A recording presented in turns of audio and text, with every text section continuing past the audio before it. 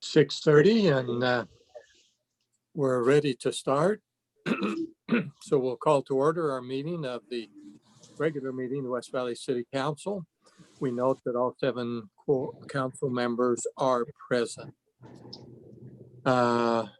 With that, we will begin with a video presentation, and I believe that's ready to go. Here we go. Hello, I am West Valley City Police Chief Colleen Jacobs. Across the country and even here in our own state, we have recently witnessed tensions arise in our communities. We feel very fortunate to have an excellent working relationship with our own West Valley City community. We understand some of you may have questions about how we operate, how we train our officers, and how we ensure that all people in our community are treated fairly and without prejudice. We recognize that our position comes with incredible responsibility, and I want to share with you some of the proactive ways we are working to ensure that our police department meets and in many cases exceeds national best practices. The West Valley City Police Department is nationally accredited through CALEA, the Commission on Accreditation for Law Enforcement Agencies. This is recognized as the gold standard for law enforcement. The process is rigorous and very detailed. Only 5% of U.S. law enforcement agencies are CALEA accredited. In fact, up until recently, the West Valley City Police Department was the only CALEA accredited agency in the state. To achieve this, our agency was required to demonstrate that we adhere to the highest standards of policing, policies, and training. Accreditation embodies the precepts of community-oriented policing and provides clear direction about community expectations. During this process, feedback from our community was taken into consideration. To maintain accreditation, we must regularly recertify through the same process. The West Valley City Police Department also submits all uses of force, shows of force, citizen complaints, internal affairs investigations, and vehicle pursuits for review by the Professional Standards Review Board, a citizen review board. The PSRB provides civilian oversight for our department and helps us maintain the extremely high standards that we have set for ourselves. This group's excellent work has been recognized throughout the state of Utah. Our department has a specially trained crisis intervention team. These highly skilled officers are deployed on every shift. CIT officers receive extensive training in mental health related disorders, autism spectrum disorders, aging disorders such as dementia, and they work extensively with families to assist in cases where special needs are involved. The crisis intervention team also works in conjunction with our city justice court to provide a pathway through the criminal justice system for those suffering with mental health conditions. We feel very strongly about the connection we have with our community and work consistently to maintain it. I hold a monthly meeting where anyone in our community can attend. Meet with me face-to-face and ask questions. For those who cannot attend in person, I also broadcast this meeting via Facebook Live and take questions virtually as well. The West Valley City Police Department conducts a Citizen Academy twice a year, and over the course of 10 weeks, most every question we have received regarding our operations and training is addressed and fully explained. Participants are given the opportunity to experience some of the training and confront some of the issues that challenge officers on a regular basis. The most recent Citizens Academy was canceled due to the coronavirus pandemic, but I would encourage anyone interested in learning about our operation firsthand to participate in the next one when it becomes available. There is a lot of information that I want to share with you. If you'd like detailed information about our policies, we have our policy manual online for anyone to review. This manual is a living document. We are continually updating our policies and best practices as we learn from experience. We are committed to continuous evaluation of our operations and adjusting our policies and training as needed. We are already doing many things right. You have my commitment to listen, learn, and continually strive to improve. In the coming days, we will be posting more videos with additional material about how we do business to help inform and further facilitate communication. Let me be clear, there is no room in my department for injustice of any kind, and we as a police department and as a city join our voices in the cry for justice and equality. We raise our voices for fairness, service, accountability, and integrity. These are the core values of our department, and they are more than just words to us. They are the guidelines that govern all that we do. Our community deserves nothing less, and I want you to know that you have my commitment that I will do everything in my power to ensure that we uphold these values now and into the future. We are listening.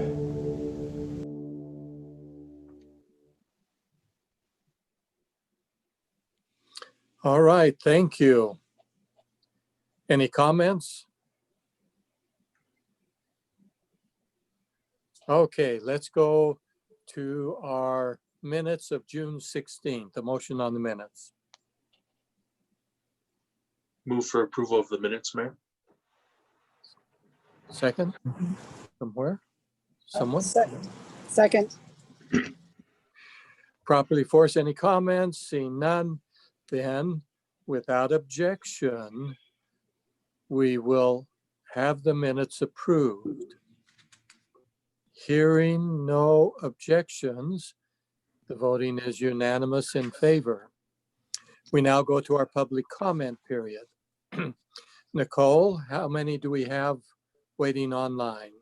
We have 2 speakers tonight, Mayor. Okay, well, let's bring the first one on. The first And- one is Jim Visock, and Jim, you are good to go. Good evening, Mayor and Council. I presume you can hear me. Yes, we can. For weeks now, I've been asking you guys to get out in front of the C19 with West Valley TV and the PR department.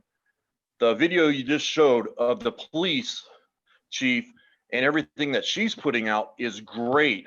It'd be good to see something from the city manager, and even you guys on the C19 or COVID-19 stuff. Use West Valley TV, the PR department. Long overdue. Even if it's something that says something like, I wear my mask, you guys are putting on your mask. Something simple like that. In the study meeting, the pet ordinance was brought up, and one of the council members brought up about a dog wanting to have a third dog.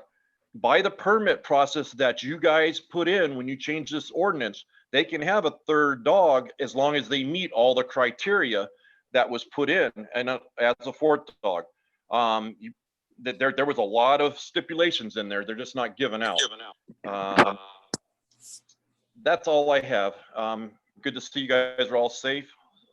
Stay strong, stay healthy. Thank you. Nicole, next. The next speaker is Brian Cragen. I hope I said that correctly, but Brian, you are good to speak. All right, and can you just hear me, or can you see me as well? We can just hear you. Just Okay. hear you. I was just making sure because I'm looking into the camera. Anyway, just wanted to make sure I've got a background for you. But anyway, good to see a lot of you. I know many of you already, and as some of you know, I've grown up, was born and raised here, developed a subdivision here. I live in the subdivision I developed. We've been always looking after the community, and what my comment, what it was, I know when I had been here, we had a major skunk problem, and I know we had a good thing going where we could trap the skunks, and the city had a deal to have someone come out and deal with these, and it actually worked great. I had a trap out, some others did, and we were able to take care of the problem. And naturally they all come back, but it helped out a lot. And I've noticed, and I've been wanting to do this for probably 1 or 2 years now, but it's just gotten a lot worse, and a lot of neighbors have voiced their opinion. And I thought, well, maybe it's time to just help do that on behalf of the rest of the neighbors and such. So a couple issues. Yeah, there's just a lot of skunks. In fact, how it's affecting us though is we can't leave our windows open anymore. And we're trying to, when it cools down, it's nice to get a cool breeze going in the house and save on, electricity and such, but we can't really leave the windows open for very long. And my wife used to always go out and do a jog when it gets cooler in the evening and she's run into so many skunks along the way that she doesn't do that anymore. And I feel bad. And I know that, people in the neighborhood, they'll post videos on Facebook of a family of 7 skunks running around. And usually it's just at night at first, but they're just all over the place now. And so I do understand, as I've been in contact with some of you, I know that the reason why that program was discontinued, it got costly, and I understand that. But I think it's starting to raise a lot of concern with a lot of people. There's just a lot of amount. I mean, it's not unheard of to smell a skunk 10 times in a day. But I can honestly say the past, 2 or 3 years, it's been a daily thing. And so, many of you have probably experienced the same thing. So I just wanted to hear your thoughts on that. If maybe that program can come back, even if it was just for a little bit of time to just help do a big cleanup or something like that. But I know it would be much appreciated from a lot of different people. And that's all I have for today.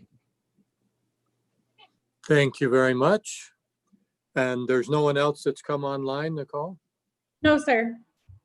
All right. Then to our city manager, any comments tonight? No, just appreciation for the comments that have been made. Thank you. Council members? Maybe just a question for the animal experts in the room. Is there a particular topography or habitat that these skunks are? I'm only asking because in my particular street or my neighborhood, I've never seen one. I don't have neighbors complaining to me about them. I don't doubt that they do exist. But is there a particular habitat or something that would maybe, or I guess what I'm asking, is there a reason why some communities are seeing these critters more than others? Yeah, I'm not sure the answer to that, but if Lane, are you on? Maybe you could answer that question. I am. Can you hear me? Yes. Yes. Yes. Yeah, I mean, skunks are a lot more comfortable in a more natural environment. So we typically find them in areas of the city that are not built up to the extent of, 1/4 of an acre or 1/5 of an acre lot with manicured lawns. They prefer woody areas with not as many houses and places where they can easily get cover that they won't be disturbed. Jake, I would mention that I don't live very far from you. And there are skunks around our neighborhood. I don't see them, but I can still tell they're there through other means. Good deal. And is that correct that there is no recourse, even if not with our animal services in conjunction with the county or adjacent jurisdictions, that our residents really don't have a recourse when they do report these or trap these animals? At one point, we had an arrangement with Taylorsville that their residents could bring in skunks, and we would euthanize them for them. But the whole euthanasia issue and Taylorsville's stance on euthanasia in general, we thought we'd be better off discontinuing that service for them. For our own residents, we don't have we've never had a service where people could bring in a skunk and we'd euthanize it. We've done that on occasion in extreme circumstances over the years when people bring us a skunk, but getting a skunk who's already stressed and when they're stressed, they tend to release smell. And so it really creates a huge problem for us trying to get one of those into the building and into the chamber in order to euthanize it. The state has, if they respond, they come out and euthanize the skunk in a much less humane manner, I guess is the best way to say that.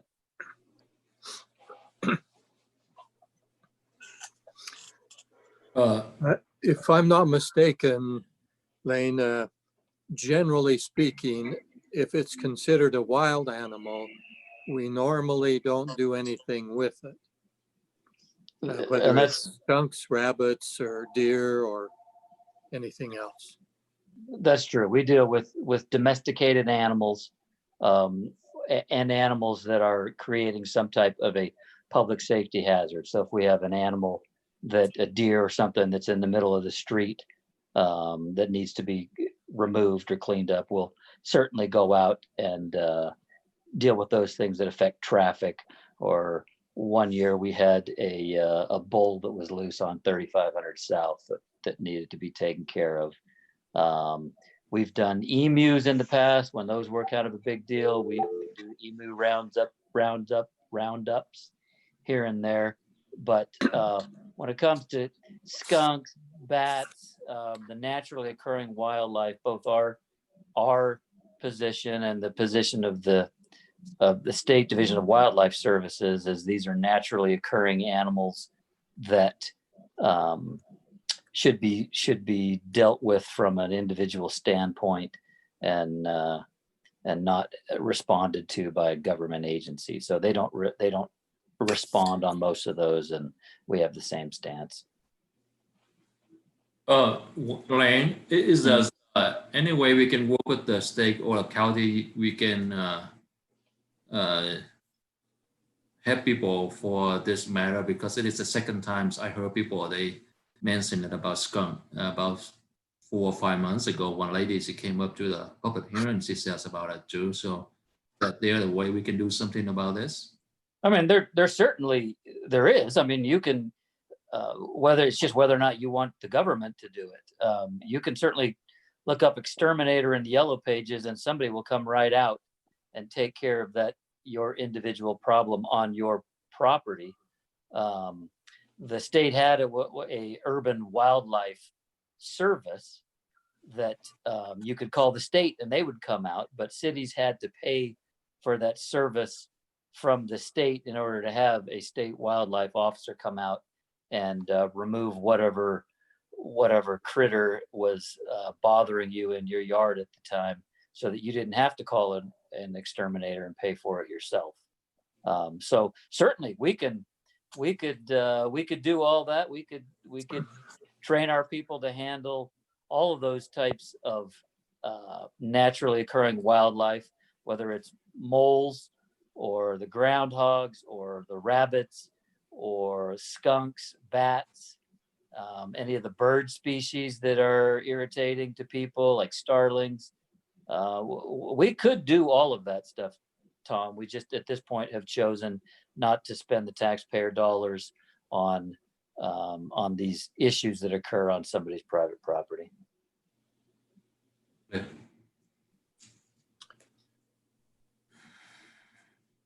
Hearing no further comments, we'll move along. We'll go now to our resolutions. We have a number of those tonight. We'll start with resolution 20-26, authorizing, well, this is actually an agreement with the Salt Lake Metropolitan Narcotics Task Force. This is a program that we've been involved with. This particular agreement we entered into in 2014 with other local and federal law enforcement officials. And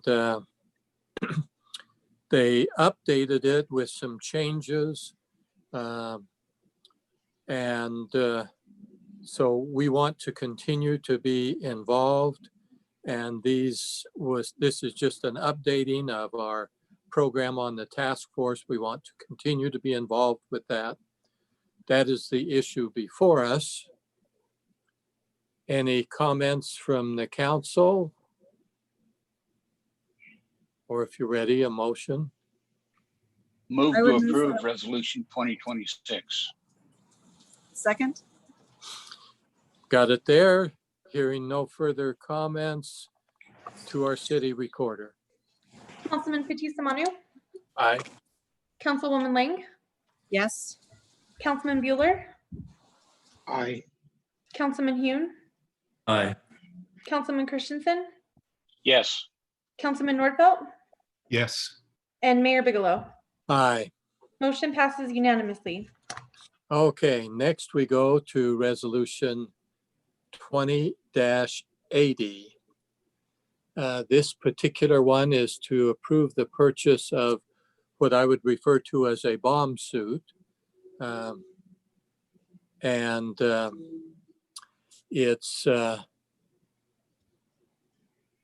looks like I closed the wrong one. Anyway, this particular, we have two bomb suits. We use them on when they're needed, and when they're needed, they are very crucial. We're purchasing one because after a period of time, they're no longer considered safe. They have an expiration date on them. That's not something that we want to have expire or have someone in an expired suit where they may not be safe. So we are spending $35,643 on a replacement suit, and that will keep our certification active to be able to deal with explosive items, which in a city of our size, I believe is crucial. That is the issue before us. To the council.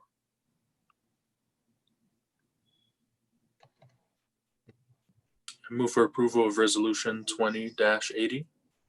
Second. Not hearing any further comments, we'll turn to our city recorder. Councilman Nordfelt, Yes. Councilman Christensen, Yes. Councilman Hune, Aye. Councilman Bueller, Aye. Councilwoman Lang, Yes. Councilman Fitzie Umanu, Aye. and Mayor Bigelow. Aye, Motion passes unanimously. thank you. Next, we go to resolution 20-81. This is in connection with our annual audit. This is the proposal from Keddington and Christensen Certified Public Accountants to do the audit for the year ending June 30th, 2020. They have been doing the audit for us for a number of years. This is required. We have to have an audit, and we're able to do that. The cost is the same as last year, and that is $76,384. That is the issue before us. To the council. I move for approval of resolution 20-81. Second. Pro for us, ready, hearing no further comments, to our city recorder. Councilman Fitzie Umanu, Aye. Councilwoman Lang, Yes. Councilman Bueller, Aye. Councilman Hune, Aye. Councilman Christensen, Yes. Councilman Nordfelt, Yes. and Mayor Bigelow. Aye, Motion passes unanimously. thank you. Next, we have resolution 20-82. This is an interlocal cooperative agreement between ourselves and Salt Lake County at the Harmon Home, or Harmon Recreation Center, I guess it's referred to. They provide meals for seniors. The county provides those meals, but rather than having their own place and that, they do it in West Valley at our Harmon Senior Recreation Center. And these funds, $18,786, they are awarding to us to offset the cost of the meal program. In other words, having someone there to serve it and to take care of the costs with that. And then there are also some transportation costs included with that. It's an annual thing. It's funds that we receive. This program's been going on for quite a while, and we want it to continue. In order for us to receive those funds from the county, we need to enter into this interlocal agreement. That is the introduction to the issue to the council.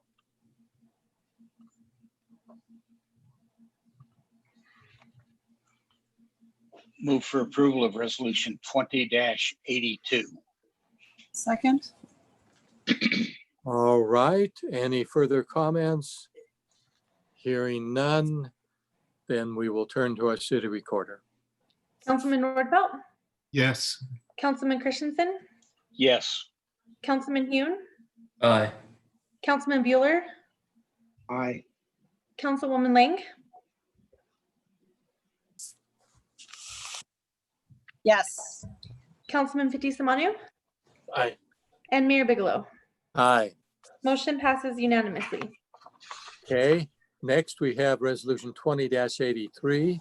This is to approve an agreement with Pepsi Beverages Company for their products at the city golf courses, family fitness center, and Centennial pool. We go put these out for bid. We got a couple of bids back.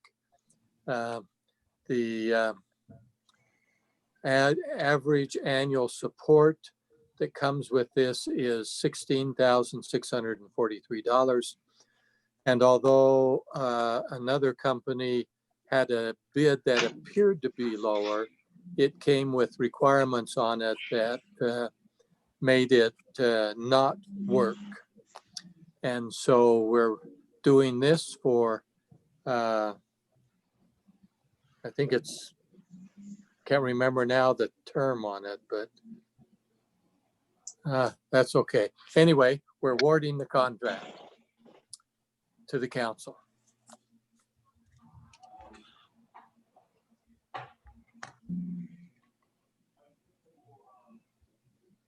Any comments, any motions?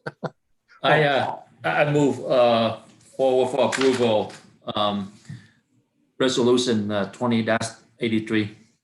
Second.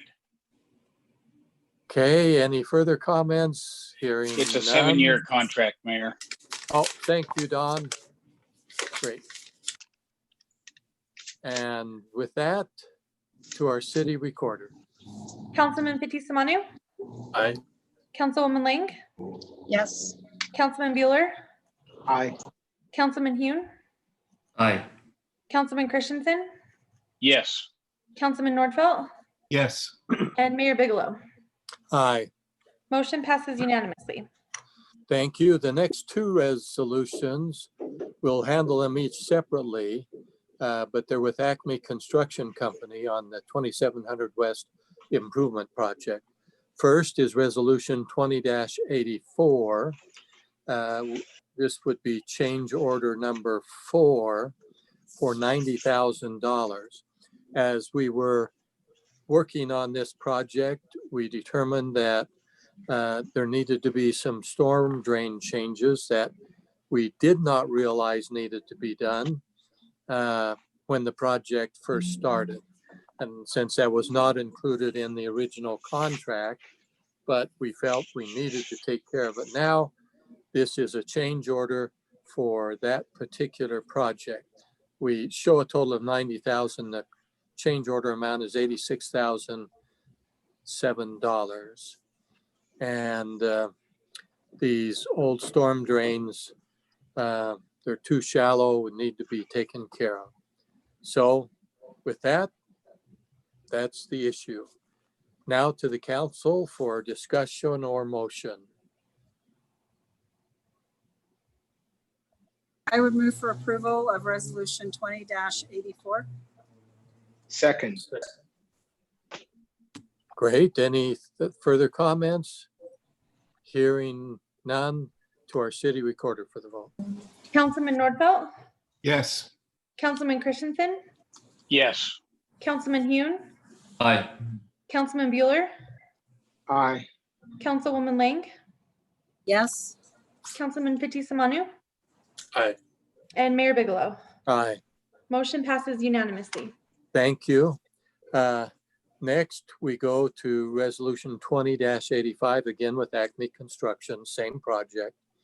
However, in this situation, we discovered that the slope on the street, because we are repaving the street, and we're going to roto-mill that and overlay the existing pavement in that section. There's a very steep cross slope exceeding 8% in some areas. The typical slope is 2%. So we hadn't dealt with that when it happened before, but since we're working on the project, we felt we had to address it at this time, or that would continue there. That problem will cost us, we're authorizing 180,000, but the change order amount is $176,237. That is the issue before us. To the council.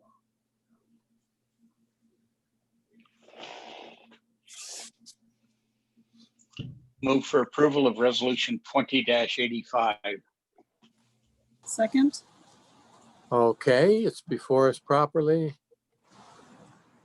And one of our council members just got photobombed, but that's okay. To our city recorder for the vote. Councilman Fitzie Umanu, Aye. Councilwoman Lang, Yes. Councilman Bueller, Aye. Councilman Hune, Aye. Councilman Christensen, Yes. Councilman Nordfelt, Yes. and Mayor Bigelow. Aye, Motion passes unanimously. thank you. Next, we go to our consent agenda. These are resolutions 20-86 through 20-96. There are 11 items. The first one is one of those typical right-of-way purchase, warranty deed, temporary construction easement on one of the asphalt overlays that are being done, where we take care of the accessibility, the ADA requirements for sidewalks. And so that one is there. The rest are ratifying appointments to various committees. And I'm just going to quickly read down through those. Lars Nordfeld is chairman of the Audit Review Committee. Daryl Kirby as a chair of the Clean and Beautiful Committee. Steve Lehman as chairman of the License Hearing Board. Larry Healy to the Business License Hearing Board. Abigail Dizon Mangum or Mon as chair of the Professional Standards Review Board. Let's see, Matt McPherson, Professional Standards Review Board. Jim Coleman, Professional Standards Review Board. Brent Fuller, Planning Commission. Dave McEwen, Planning Commission, and Cindy Wood, Planning Commission. Since we typically do those as a group, I just wanted to list those for the record. And so to the council. Mayor, I move for approval of the 11 items on the consent agenda. Second. Properly before us, hearing no further comments, to our city recorder. Councilman Nordfelt, Yes. Councilman Christensen, Yes. Councilman Hune, Aye. Councilman Bueller, Aye. Councilwoman Lang, Yes. Councilman Fitzie Umanu, Aye. and Mayor Bigelow. Aye. Motion passes unanimously. Okay, that is completes our regular agenda. There's not a need for a closed session, although I would make one note to Paul and Council Member Fitzie Umanu. The Utah Hospital Association announced today a public program that they're initiating to encourage people to wear face masks. I would guess that we would want to tie in with them, as a group that's supporting getting everyone to wear the masks. I happened to pick that up on TV between our meetings as the news was playing in the background. So there are probably other similar ones that we could refer to as well. Very good. Thank you, Mayor. Okay. Then, Mayor, I just wanted to remind everyone that next week is a 5th Tuesday, so there will be no council meetings or Zoom links sent out. So that's right. Thank you very much for the reminder. So we will see all of you in 2 weeks. That's when we'll have a brief meeting for those three consent items? So, all right. With that then, Motion to adjourn. okay, without objection, we will stand adjourned. No objections noted, therefore it's unanimous. Enjoy your week and stay safe. And we'll see you later. Thank you, Nicole.